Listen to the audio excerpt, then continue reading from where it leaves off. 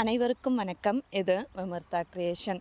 நம்ம ஒரு செயலுக்காக ரொம்ப அர்ப்பணிப்போடு உழைச்சிருப்போம், நிறைய தியாகம் பண்ணியிருப்போம், ரொம்ப உண்மையாக இருந்திருப்போம்.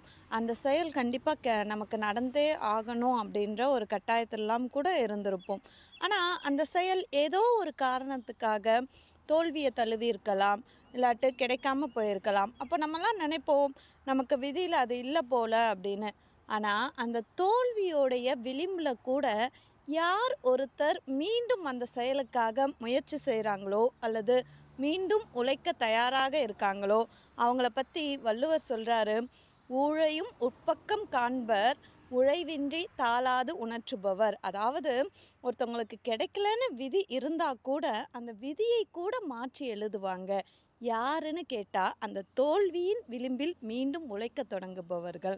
நம்மளும் எந்த ஒரு செயல் தோல்வியை தழுவினாலும் மீண்டும் அதை பற்றி கவலைப்படாது அந்த செயலுக்காக உண்மையாக உழைப்போம். நன்றி.